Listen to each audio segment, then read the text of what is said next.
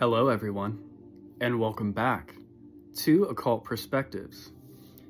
Your host, Tyler Smith here. If you're new to this channel, what I typically do on this channel is I cover different esoteric research subjects. We talk about them, we break them down a little bit, show how they can be applied in a practical way. I am also I would say, beginner to intermediate level practitioner myself. So I talk about ceremonial magic on here. We talk about Kabbalah, the tree of life, the tree of death. We get into Freemasonry. There's many different esoteric subjects I cover on my channel. So if that kind of thing interests you, that's what I do on here, and you're going to want to stay tuned for this video. Because in this video, I think I am going to finally cover a little bit about gematria, a little bit about numerology, and just talk about the symbolism of numbers in general. What do the different numbers mean? And how can we apply that understanding, on an everyday sense, in a practical way? So I think I don't traditionally do this in my videos. There might be one meditation video I have, but I've just completed, I just did a lesser banishing ritual of the pentagram, and then I did a lesser invoking ritual of the pentagram shortly thereafter. That way to kind of balance out the energies. So when I do banishings, I still face the east, and I've changed up the elemental directions. So the east now being fire, the west air, the south water, and the north earth. And I banish towards the east, and I invoke facing the west, starting in the west. So I've changed up my practices a little bit. I haven't experimented with it really long enough to know for sure that there's that much of a difference. I even talked Curtis Joseph. Actually, he had a live feed, and I asked about the elements in there, and really, even he says not to get too caught up on the directions. So you need to use whichever directions feel right to you. What seems right, and what is the reason? Ask yourself, what is the reason? What does it mean to you? Even magic in general, when you're performing anything, any practice, any meditation practice, if you're invoking or evoking, working with spirits, what does it mean to you? Why are you doing it? These are questions we should really ask ourselves. We shouldn't just mechanically do these things because it's part of a curriculum or we're supposed to. It's really, there should be a deeper spiritual reason why you're doing it or why you continue to do it. And sometimes we only know those things ourselves on a personal level. So it's important to ask ourselves, why are we doing this? And sometimes I feel like people get so caught up, especially in like the magical community, but it's also, it happens like in the self-help community too. I think that's what it's called, the self-help. Sounds kind of weird when you say it like that, but those who are like always trying to improve themselves. It's like, I gotta be better at this, I gotta be better at that. There should be a balance between you trying to, working on improving yourself, self-mastery, but also like knowing that you already have the keys. You already have the understanding. You are source. You are source. You have the answers within you. You have everything you need, and you're already worthy. See, that's a lot of people get caught up in the chasing. It's like, oh, what's the next degree? Oh, what's the next ritual? And really, if you get caught up in the rat race of that without being able to enjoy the moment, without being able to appreciate what you are now, and that you are already, you've already got it, you're already it. So if you get too caught up in kind of this chase or this race, it becomes a race to like get to source, which you already are. We're really just doing this for experience, to add experience points, if you will. So go at a pace that's comfortable for you. Do practices that actually align, with what you want and are actually going to help you. What actually brings you peace? You know, what is actually going to bring you fulfillment in life? Maybe it's not magic at all. Maybe it's something else. Maybe music makes you happier than anything else, and that's what you're really good at, and that's what you want to do. Then great. That's probably more your path than trying to do esoteric or magic stuff. Music is a huge part of my life, but I don't really... When I started realizing that I was doing it more for other people than for my own self-enjoyment.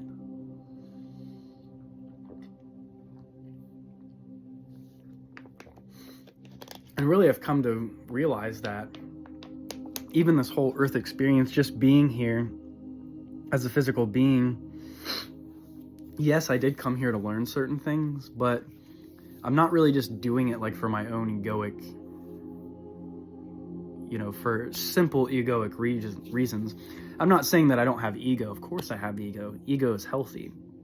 But what I'm saying is, it's like I'm not trying to like chase anything out of life, or really like, oh, I need this or I need that. It's like I'm pretty satisfied just being, just even sitting here after having meditated. Like, this feels great. I'm a little bit chilly at the moment. I've got the heat turned up quite a bit, but it is cold outside, so maybe I should turn the heat up a little bit more, or maybe I should just put a jacket on. Maybe I'll do that in a couple minutes. So, but you know, just being able to sit with the self like this, and you know, I did some meditation, and then shortly thereafter I talked to a friend on the phone, and so yeah, I'm not really in a rush to do or to be anything other than to be at peace. And I don't normally do this in my videos, but I think I'm gonna just, I don't know if you, hopefully you can hear that music in the background a little bit. That's what I had going during meditation. This one's called Music of Angels and Archangels, music to heal all pains of the body, soul, and spirit. It's really nice. I mean, I could listen to this for a really long time. And when we go into those worlds within, it's showing like these beautiful, here, I'll show you real quick. It's showing like these beautiful scenes of nature, you know, and even like when we meditate and when we sit with the self and we allow these energies to, it's a mixture of high vibrational energies, but it's also grounding energies. It's both. You want to have both simultaneously, because if it's just high vibes all the time, there's actually an imbalance that comes through when it's just high vibratory all the time. Like, high vibes, man, and I don't want no negative vibes, no low vibes. That's very fake, and that's very artificial, and that shows that the person doesn't have a real spiritual understanding of things. And I know people that are like this, unfortunately, that actually are like, oh, don't bring those demons around here, or, oh, don't bring that negative vibe. They're really just running away from something within themselves that makes them uncomfortable, and that's okay. That's okay. It's I focused a lot less on where I think people's spiritual evolution should be and where it actually is. So allowing yourself to, you know, you don't have to be like, oh, I love you, bro, or I love you, sis. I mean, you can, but really just unconditional love in a way that even transcends that. It's almost like you're the solemn master, you're the solemn hermit on the hillside, and you have a solemn, deeper understanding of some principles. I'm not saying, you know, I know it all or anything, but I'm just saying that I see things, and I'm sure you're the same way. You see things and you're just like, wow, I'm sorry that person has to be so caught up in suffering and worrying about things that really don't even matter, but that is part of their personal evolution. It's what they're going through. So as we become wiser, those of us who are more of watchers, you know, we come here to more observe. We don't have that ego that necessarily in the sense that we have to go out and do things all the time. I've had so many fulfilling experiences in this lifetime. It's like I've experienced pleasures that a lot of people are never going to experience that level pleasure, maybe because they're so caught up in the labyrinth of lower ideals. And it really does take that striving towards the higher self, wanting to come into contact with higher consciousness, you know, which is your own higher self, and understand some of these things. That's the kind of thinking that is going to get you into some of the best experiences that life has to offer you, is you trying to get into contact with your higher self, and also learning when to be able to let go and just watch the play of life unfold. So I've rambled on long enough, so this is all just kind of channeled. Let's just sit here with the energy for a second, and let's just take a moment to relax ourselves even further. So I'm just going to close my eyes and do the fourfold breath for just a couple minutes, not for very long.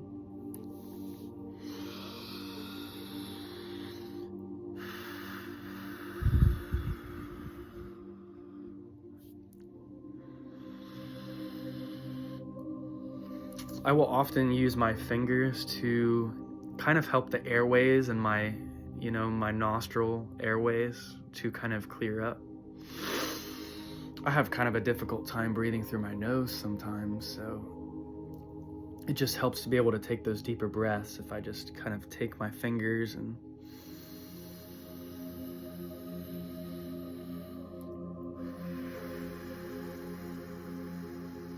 I've always been kind of a stuffy nose kind of guy, so when I do meditations and things of this nature, it does allow me to open up my airways a little bit more.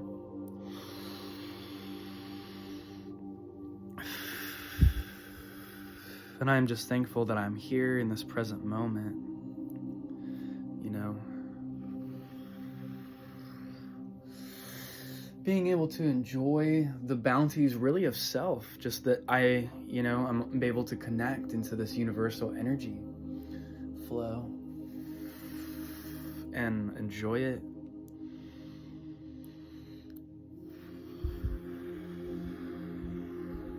Kind of just bathe and soak in this light.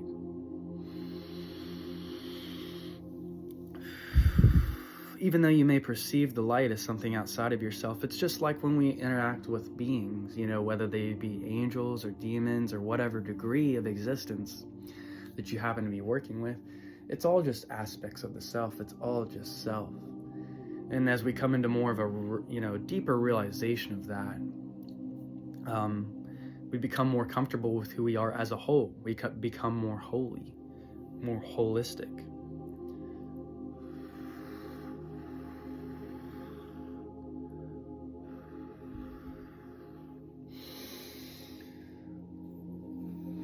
Letting that divine light descend.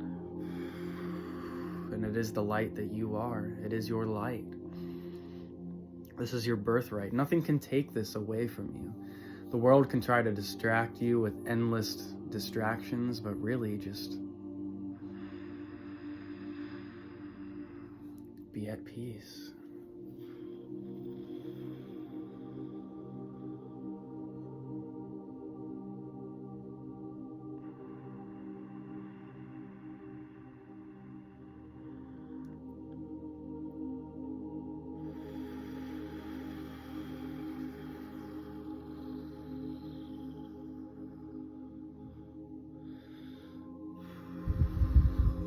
So hopefully if you open your eyes, if you've been meditating, hopefully you see even clearer now. Your perceptions are, heightened even more. Heightened in a way that it's not like an ecstatic type of energy. You're not like, but you're calm, but you're still very perceptive. You're still very aware. Still very aware. All right. So I want to give a shout out to a YouTube channel that I just found like maybe 2 weeks ago at the most. He's a light worker guy, and a lot of the light worker channels, I don't really follow their stuff that much, I'm not gonna lie, but this guy is a little bit different. I get like a more genuine vibe from him, and his videos are actually pretty healing. Like when I watch the videos, his voice is very soothing, it's very calm. You can tell he's still real though, he's not just trying to be like this fake guru type guy, because those are pretty easy to pick out a lot these days. But Donovan, don't know how to say his last name, so I'm probably going to butcher it, but Marikal, M-A-R-E with one of those hyphen things above it. It's like an apostrophe on the E. M-A-R-E-C-H-A-L. So Donovan. He's a light worker. I really like his stuff, and he's really pretty much one of the few light workers that I will watch his stuff. But he just started his YouTube channel like a month ago, so he's still really new. But somehow the YouTube algorithm had me come across his channel, so that was really cool. That was really cool. So go ahead and check him out if you want to check out a new YouTube channel. And like I said, his videos he does energy healing during them. They're very calm, very easy to listen to. So yeah, just wanted to give a quick shout out. Let's go ahead and get into some gematria, numerology, and number symbolism. So I do have a couple of, I forget who it was that wanted a video on this. So I do have a couple of reference material that I'm going to read from. This is from Kabbalah, Qliphoth, and Goetic Magic, Thomas Carlson. And I thought this part was really cool when it came to, he's talking about some of the numerological correspondences.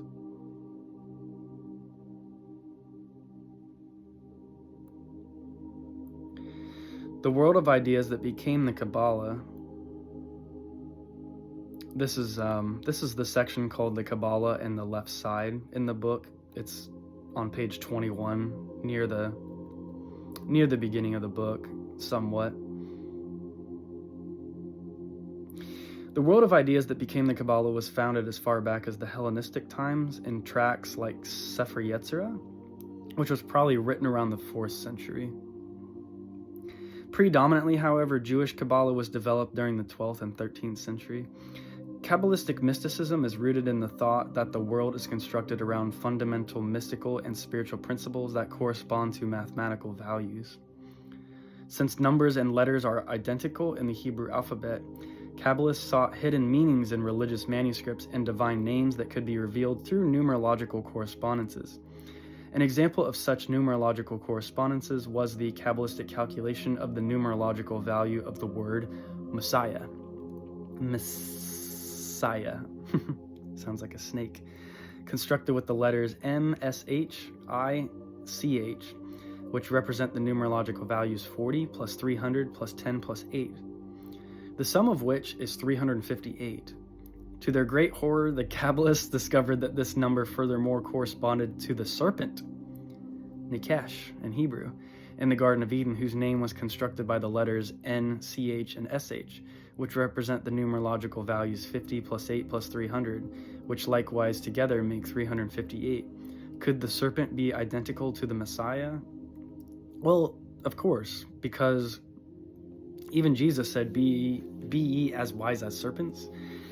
And Christ and Lucifer, they're very much like two sides of the same coin. They represent different archetypal aspects or forces of light. They're both light bearers in their own kind of way.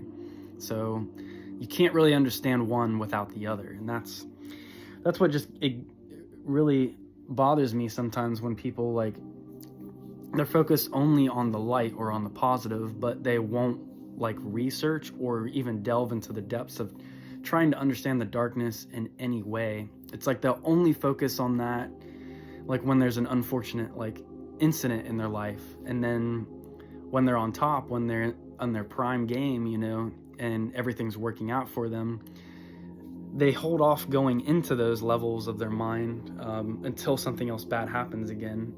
It's because you're not processing, you're not, sometimes you got to go into those things and work with them and understand them and come to a level of acceptance and understanding. So you have wisdom like the Father, Chokmah, and you have understanding of the Mother, of Binah, the Divine Feminine.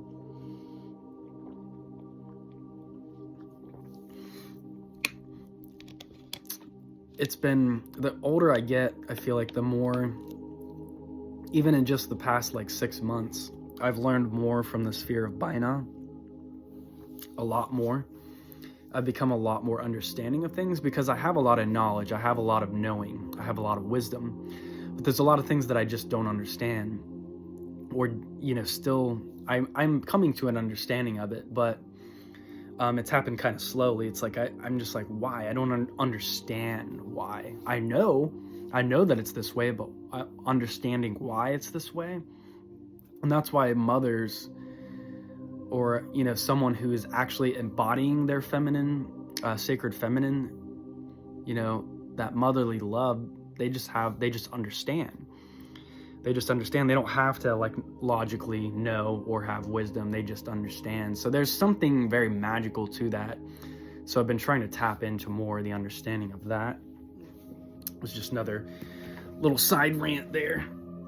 Oh, this couch kind of eats me though. I usually like to have kind of an upright posture, and this couch just kind of eats me.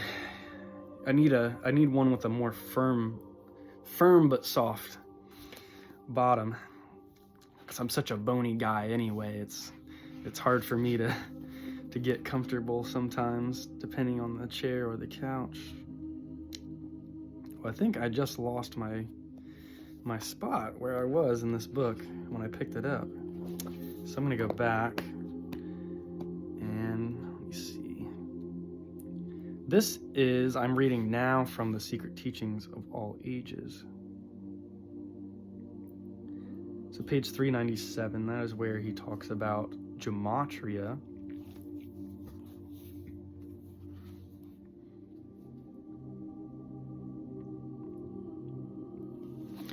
By gematria is meant not only the exchange of letters for their numerical equivalents, but also the method of determining by an analysis of its measurements the mystic purpose for which a building or other object was constructed.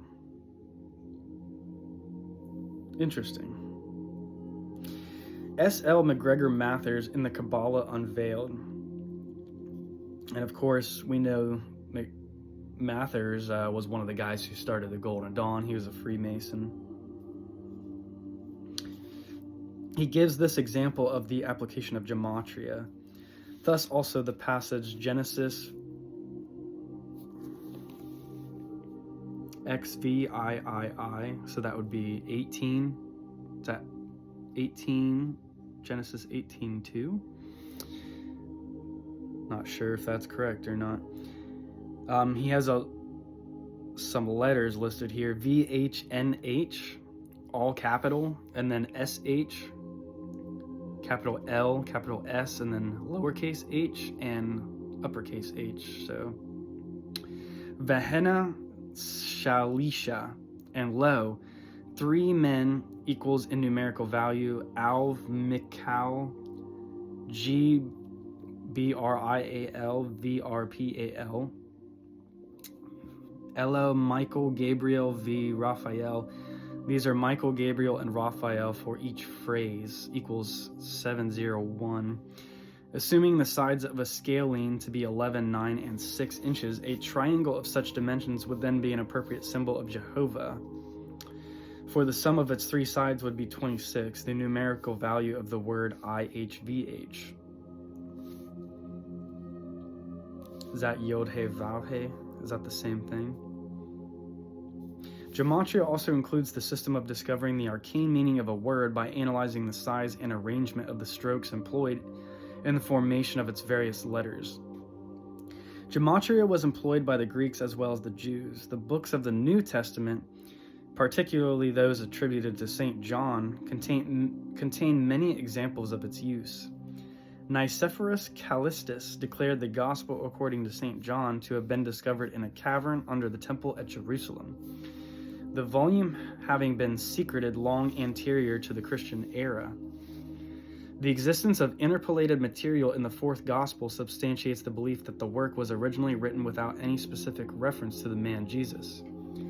The statements therein accredited to him being originally mystical discourses delivered by the personification of the universal mind. The remaining Johannine writings, the epistles and apocalypse, are enshrouded by a similar veil of mystery. By notaricon, each letter of a word may become the initial character of a new word. Thus, from Brashith, the first word in the book of Genesis, are extracted 6 words, which mean that in the beginning the Elohim saw that Israel would accept the law. Mr. McGregor Mathers also gives 6 additional examples of notaricon formed from the above word by Solomon Mir ben Moses, a medieval Kabbalist. From the famous acrostic ascribed to the Ariathrin Sibyl, St. Augustine derived the word IXOYE. These are Greek letters, it looks like, which by notaricon was expanded into the phrase Jesus Christ, Son of God, Savior. By another use of the notaricon, directly the reverse of the first, the initial, last, or middle letters of the words of a sentence may be joined together to form a new word or words. So yeah, it just goes on to say like all this stuff about, you know, he's trying to talk about gematria, but to me it just sounds like a bunch of like hoopla. Like that's why I don't really like reading about gematria, or I don't really get into numerology that much. I just study more what the symbolism of, you know, the numbers are themselves. So then when I see a number, I don't really need to know, I don't really need to read a book, or I don't really need to know, you know, exactly, I don't need to do this mathematical formula where I'm trying to like have the Bible next to me and figure out, you know, there's a lot of numbers like 12. We know that 12 is like usually referring to the zodiac. We know that the number 7 is symbolic. You've got the 7 chakras, the 7, 3, 5, and 7 steps of Freemasonry. There's so many different symbolisms to all of these different numbers.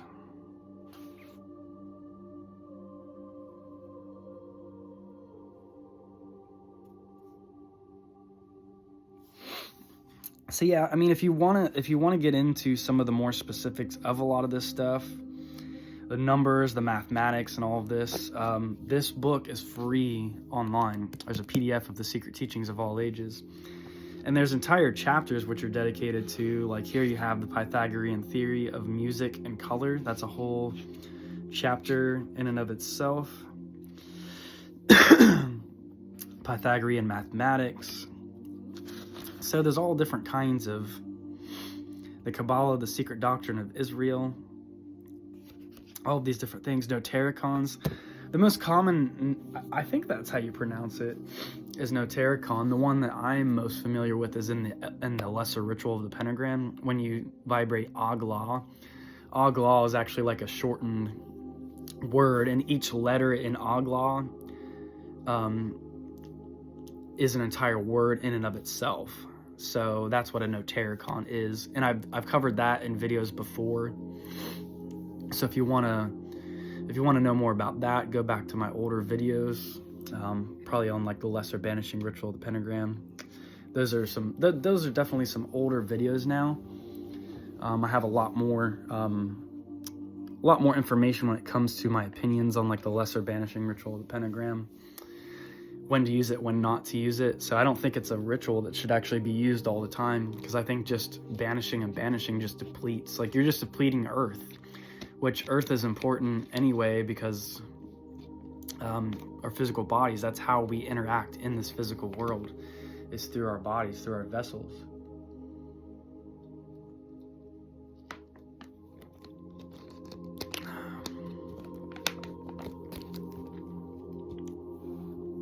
So, yeah, we know that numbers like 7, got the chakras. There's many other mystical meanings. Even in like Albert Pike's Morals and Dogmas, he has there's a section where he just reads off all these different things that the numbers mean. You can find that a free PDF of that online. Sacred Texts, I think, is the website that has the entire Morals and Dogma. I also cover Moral and Dogmas on my YouTube channel. I have an entire playlist for that as well. Also wanted to mention, I have not talked about my Patreon yet in this video as well.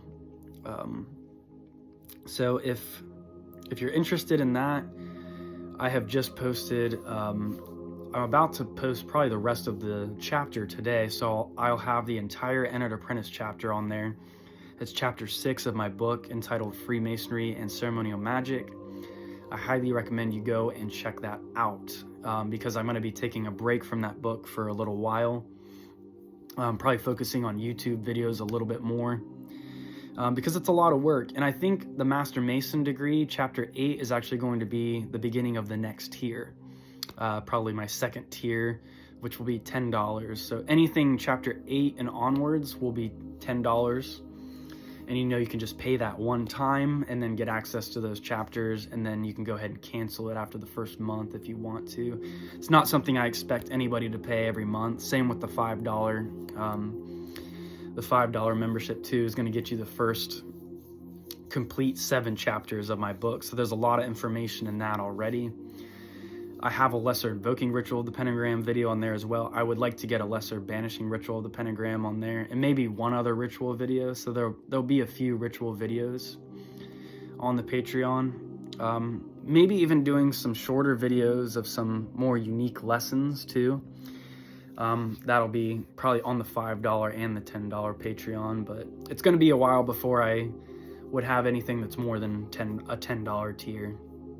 I'm just gonna wait until the demand for that material increases a little bit more as this channel grows, because as I create more videos and time goes on, the momentum of the channel will continue to grow. I've seen it grow a lot, even in just this past year and a half. It took a little while to get it off its feet, but now it's rolling, and I think people are they're watching this content, and hopefully you're getting some value out of this content. But to get back to the symbology of numbers, let's just talk about the basic numbers. We'll start with number 1, which on the Tree of Life, studying the Tree of Life is going to help you also understand numbers in general. So if you study the Tree of Life in the Sephiroth, you've got the number 1. What is 1? 1 is unity. It's all things combined into one. They all often say number 1. The more primordial number is really 0. 0 is interesting because it's a circle. When we look at the Fool, the tarot card of the Fool, I've been watching some Batman. Actually, there's a video game called Arkham Knight. My son loves. I just put it on YouTube. I don't even have that video game. I used to have Arkham Asylum, the first one, but we just watched this game on YouTube, somebody playing it, and he loves watching it. So they even throw little esoteric stuff in there. There's an all-seeing eye on one of the buildings, and Scarecrow's talking to Batman about, how he holds everything in, and really the villains are just kind of this external manifestation of the chaos. Batman is kind of the good shepherd in a way. He's cool because he's the darker knight. He's a dark knight. So there's a lot of knighthood about Bruce Wayne, about him saving Gotham, which that's what it makes it cooler to me. He's one of the cooler superheroes because it's not just the traditional defeat the villain sort of thing. Sometimes Batman has to be, people think he's the villain too, and he needs to play that role or that adversary, even against the cops and stuff. We see that with Batman. He is the Dark Knight, so he works in the darkness. Bats is also very symbolic with Lilith, so there's a lot going on there. The Joker, though, represents the archetype of the Fool. And the Fool is 0. It's the Ein. It's the no thing. It's the beginning of the journey, but it's also the end of the journey. So the trick is to really be all the archetypes, or work through all the archetypes, bring them into yourself. The Magician, the High Priestess, all of these working through the major arcana. But you're also the Fool the whole time too. You have to kind of stop and understand, I don't know it all. I am a fool in the universe at the end of the day, but we're also the master. We're also the magician simultaneously. So knowing when to just kind of, when to let go of certain things and just sit back and say, I'm just going to kind of embrace more of the feminine energy Right now, I'm going to be a little more passive and just see how things play out. I'm just a fool. I'm not in control. I'm just watching the show. You know, sometimes you got to be like that. And then other times you do need to play more the magician role, and you need to use your will, the wand. And so it's learning to tap into these different archetypes that is really going to help you on your path. Know when you need to exemplify, you know, one over the other, but understanding the whole time that you are all these archetypes, that they are all, you know, within you. It is all a part of you. So there is that. So zero is the ein. It's the origin point. It's not that it's nothing. We perceive it as nothing, but there's really no thing. There's more energy in the unmanifested. There's more energy in the unmanifested energy or portions of the universe than there is in all the manifested. So what ein or the zero or the no thing is it's all potentiality. It's all potentiality condensed. And so the one is the first emanation. We understand probably very well the symbology of the number one. It is one, unity. It's the top of the tree. We're all one at the end of the day. You know, it's all interconnected. So two is that first division. Now you've got two. Separation for unity's sake. You ever hear that before? Dividing itself so that it can know itself further through other sparks of its own self. It's funny how that works. We're learning more about ourselves through learning about other sparks or aspects of the source through other people. So when you see somebody that you're just like, you know, I don't really care for that person, maybe, or maybe their presence or like really is just upsetting or bothering. Oftentimes I'm just thankful that I'm like, man, I'm glad I don't have to embody that archetype. I'm glad that that archetype is being manifested outside of myself rather than me really having to deal with that. If that makes sense to any degree. It's still representing an aspect of yourself, but it's something that is going on outside of you. You're perceiving it outside of yourself. So it's also teaching you a lesson too. But the more we work on our internal peace, the more we are like the governors of our own temple, we can look upon creation and we can have this understanding, this compassion that, you know, for where things are where they're at for a reason. And as we come into more that binah, that understanding, we understand it a little bit better, you know. We don't just reject it as something that is not of the self. There's a reason it's been presented to us, but we can also be thankful that we're not embodying that archetype, that we are serving the purpose that we want to serve, and we're doing the things that we want to do and that bring joy to us. And we can try to help others. We can try to stimulate their growth, stimulate their awareness, their consciousness. But it's also too important that remember that everyone's on their own path too. So getting back to the number two can be seen as adversarial. It could be perceived as the enemy because now you've split it into two sections. You cut it in half. You've got two. Is it evil? No, it's not evil. It's just the one has become two.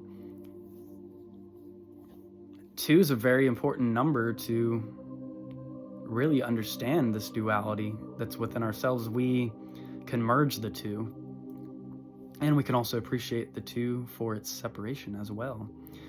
Lucifer wanting to be separate from God, the fall, the eating of the fruit of da'at, knowledge. Why does everybody think it's a mistake? This isn't a mistake. This is part of the step. This is part of the grand plan. If you look at your iPhone, what is the apple that has a bite taken out of it? Come on, guys. We ain't caught on to that yet. Being silly. All right, let's see. So two, inherent division. And separation is actually a quality that is a prerequisite for life. You have to separate things, eggs, splitting the sperm and the egg, two separate pieces that come into one to make creation. Taking a part of yourself, separating a part of yourself to allow for the creation process. So that is separation. It's the Gebura energy to bring about Hesed. The number 3, the Trinity. The triangle. It takes 3 to manifest something. Or 3 can be a number of manifestation. The Trinity of all religions. Every religion or spiritual belief pretty much has its own kind of Trinity, whether it's the Father, the Son, the Holy Spirit, the Hindu Trimurti. Even in Kabbalah, you have mercy, severity, and then the pillar of mildness. That's a Trinity in and of itself as well. And Masonry, you have the Worshipful Master, the Senior Warden, the Junior Warden. There's a Trinity in and of itself. So the 3 is everywhere. Trilogies, movie trilogies. Lord of the Rings is 3. It's a trilogy. Star Wars trilogy. There's multiple trilogies, but in Star Wars there's actually 3 trilogies. So it comes out to the number 9. So there's all these mathematical correspondences and correlations that you can make. It just goes on and on. Just be observant in your everyday life and listen to what numbers may come across your path. What numbers signify, what do they mean to you? Come to your own understanding of these numbers as well. 4 being the number of the material plane. It's a very earthy number, I feel like. It's a square. 4 makes up the square foundation. 4 is a very good foundational number. It also has to do with physical manifestation and abundance. So 4, material gain. Now we're able to box things in. Instead of being a 1 point with the 2 points, there's 4 points. Boxing it in. People they say they don't like the square. They don't like the boxes. They feel like they're boxed in, but if you feel that way, then you're not using the square or the number 4 to your benefit. You're using it rather to entrap or enslave yourself. So use the understanding of 4 for liberation. 4 has a lot more meanings than this. And you could take the number, remember to study the correlations with the tarot too, the major arcana of the tarot. So 4 is, what is 4? Is that the Emperor? See, I don't know tarot as well as I used to. I actually used to work with the tarot cards a lot. I could even do a video on tarot as well, but like I said, I focused a lot more on, I focus more on Masonry symbolism, the Tree of Life, as in the Sephiroth. I studied the Sephiroth a lot. The paths and the tarot cards I don't know as much about. Now I could go through each tarot card and tell you what it means to me. The experiences that I've had with the tarot card and going into them, what do they represent? So if you want to understand the numbers, the symbolism of numbers, gematria, all of these things, study the tarot, especially the major arcana. Study them all, of course, but more so the major arcana. The number 5, the 5 is the pentagram. When you stand up and hold your hands out and your legs out, you are the star. 5 points. 1, 2, 3, 4, 5. Your legs, your arms, and your head are the 5 major points of your body. You form the star. Of course, there's the reverse pentagram too. People think that's evil, but the reverse pentagram is more of just a physical, it's more based around physical. It's the descent of spirit into matter rather than the ascending of spirit, of the physical nature towards spirit. It's bringing the spirit down into earth. It is the fallen star, the morning star. The wise men followed a star in the east, the eastern star, the descending of spirit into matter. So it's not evil. And remember that within the middle of the upside down pentagram exists the upright pentagram. Same with in the middle of the upright pentagram, there is a upside down pentagram. These are all things to take into account. So number 5 is the star, the pentagram. Many other things you could probably correlate with the number 5. There's many. The 5 human senses, the 5 points of fellowship in Freemasonry. Yep, which comes from even older traditions as well. That doesn't just originate from Freemasonry. So these all come from older things. The number 6, a lot of people think 6 is like an evil number. 666. Oh my gosh. The Antichrist. The Antichrist is really kind of, we need more of that energy in the world. And what do I mean by that? Well, the Antichrist is just the one who embraces true physicality. He's not afraid. He's not afraid of the church who tells him that he is a sinner. He is man who has enjoyed the fruit of life. He has enjoyed his carnal nature. And now through this fire, through this pillory, fiery serpent, ascending draconian energy, you become the beast. You become the Antichrist. 666 is just a very material number. You even see this on like the Monster cans. It's the Hebrew letters 666 on Monster. It's not evil, it's just a more carnal aspect of yourself, of Source, the beast. Unleash the beast. But doing so in a way that it's in alignment with your higher consciousness. Not just saying, oh, I'm just going to go off and do a bunch of carnal bullshit that's just going to get me in trouble, or that's just going to energetically bring me to places that are not helping me evolve. I'm just going off and being a dingwad, basically.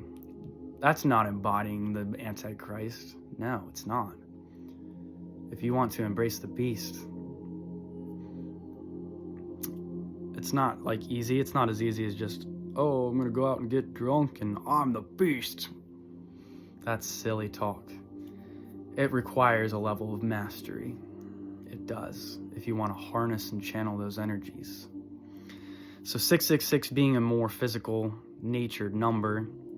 Some say it's the number of the unrealized man, and then 777 is the, fully realized, it's the spiritual man. But you can't be the spiritual man without having worked through 6. 6 comes before 7. So in transmuting this beast and embracing it and understanding it and loving it, your carnal existence for what it is, through these darker pathways, we come to a higher understanding of our divine nature, the 777, the 7 chakras. There's so many different things that correspond with the number 7. I should probably just go and try to, hold on. See if I can just pull this up real quick.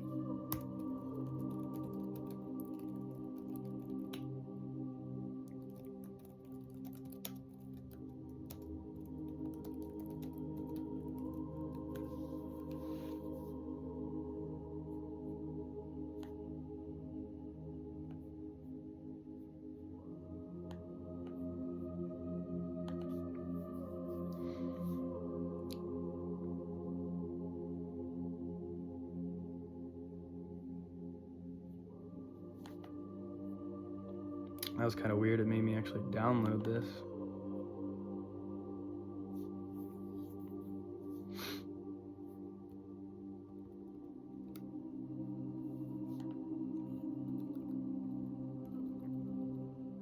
Oh, wow. Okay, not what I was hoping for there. Let me just go grab my Morals of Dogma book really quick.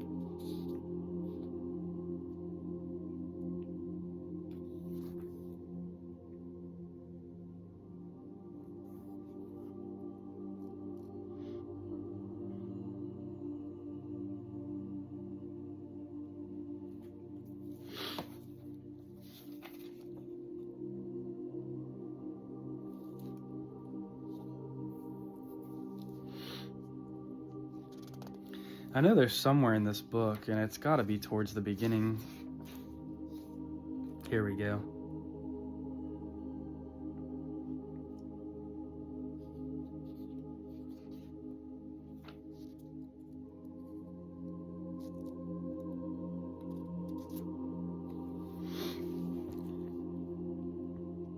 Going back to the number 2, 2 or the duad is the symbol of antagonism, of good and evil, light and darkness, duality, blah, blah, blah. It is Cain and Abel, Eve and Lilith. Interesting that Lilith's actually mentioned pretty early on in Morals and Dogma.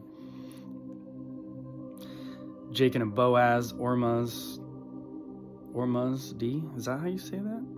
And Ahriman, Osiris and Typhon. So any duality type principles.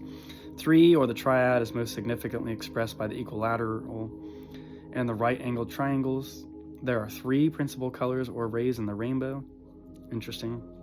Which by intermixture makes 7. The 3 are the blue, the yellow, and the red. The trinity of the deity in one mode or another has been an article in all creeds. He creates, preserves, and destroys. So those cycles of nature. He is the generative power, the productive capacity, and the result. The immaterial man, according to the Kabbalah, is composed of vitality or life, the breath of life, of soul or mind and spirit. Salt, sulfur, and mercury, so the alchemical process, are the great symbols of the alchemists. That's 3. To them, man was body, soul, and spirit. 4 is expressed by the square or 4-sided right-angled figure. Out of the symbolic Garden of Eden flowed a river dividing into 4 streams.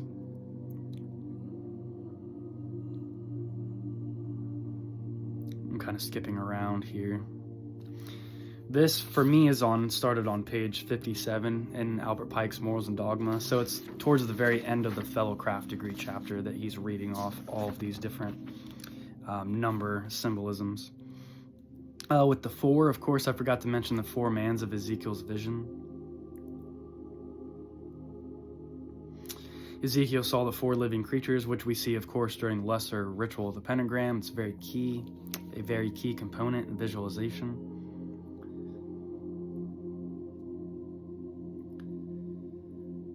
Ezekiel saw the 4 living creatures, each with 4 faces and 4 wings, the faces of a man, and a lion, an ox, and an eagle, and the 4 wheels going upon their 4 sides. And St. John beheld the 4 beasts, full of eyes before and behind, the lion, the young ox, the man, and the flying eagle, or really the phoenix.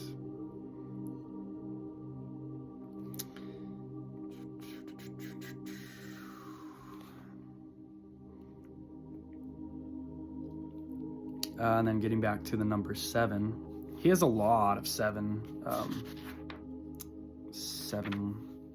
correspondences.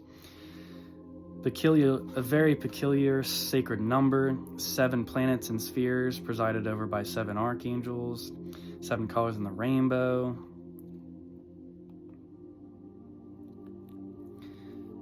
Seven days of creation. Well, there's 6 days of creation, and then God rested on the 7th. 7 epistles to the 7 churches.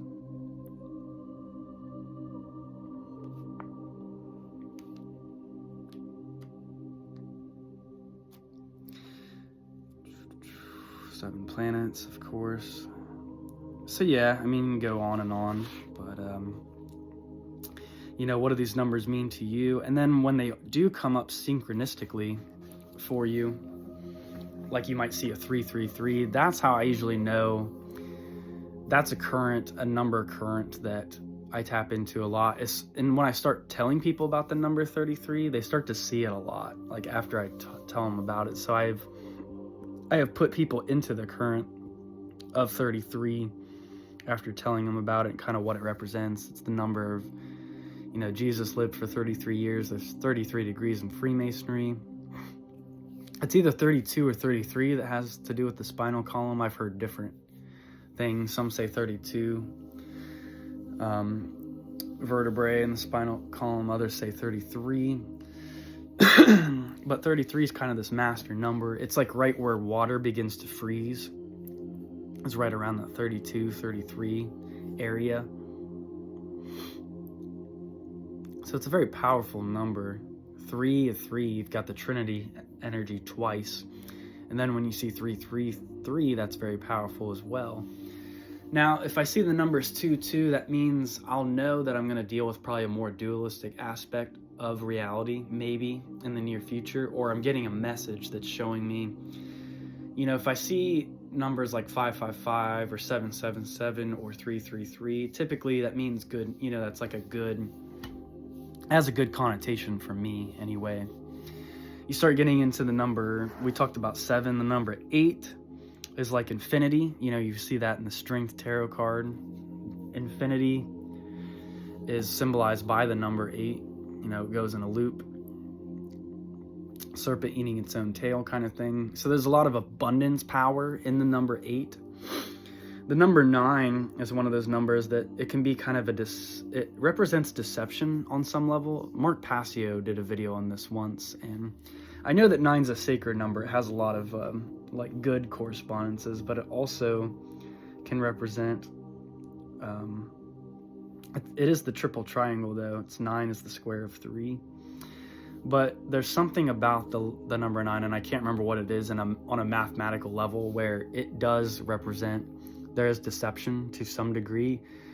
They say 10 is the perfect number, so number 9 is the number before you attain that number 10. And 11, of course, is the hidden Sephiroth. So you've got number 9 and 11. I think there is some significance to that. Of course, we all know about 9/11 too. Mark Passio, he does an entire Kabbalistic breakdown on what 9/11 represents. So, and then 12, of course, is the zodiac. That's the main thing I think of. The 12 apostles. So you'll see that number pop up in movies a lot and things of that nature too. People tapping into the powers of these numbers. They understand the energetic, you know, energies and frequencies which can be used to your benefit. So that's really how you use the numbers to a more practical way. It's like, what does it mean to you? What does the number mean in relation to what you're trying to achieve, where you're trying to go, which direction you're trying to move into, all of these things. So guys, I think that pretty much wraps it up for this video. If you enjoy this content, go ahead and subscribe. Go ahead and ring the notification bell. If you would like to check out my book, audio clips from my book, which are accompanied by classical music. So it's not just my boring voice, you also get classical music as well. I will have the complete first 6 chapters and prologue posted on there very, very soon. I already have most of chapter 6 posted, but I'll go ahead and post the rest here probably later today or tomorrow, depending on what I decide to do with the rest of my day today. But yeah, I will leave a link for the Patreon in the description of this video, so go and check that out and support me there if you'd like to do that. And I love and appreciate all of you. The fact that you found your way to this video, the fact that you're a part of this, YouTube team, you're part of the YouTube family. It means a lot to me. It means a lot that you guys are here and that we can appreciate this kind of knowledge together, because it is hard to find other like-minded individuals. And it brings me a lot of joy when I'm able to speak with other people about these things. So it is very cool indeed. So, all right, everyone, thank you for tuning in. And until next time, peace and blessings and happy holidays as well. So hope you get to enjoy some time with your families this holiday season. So love y'all. Until next time.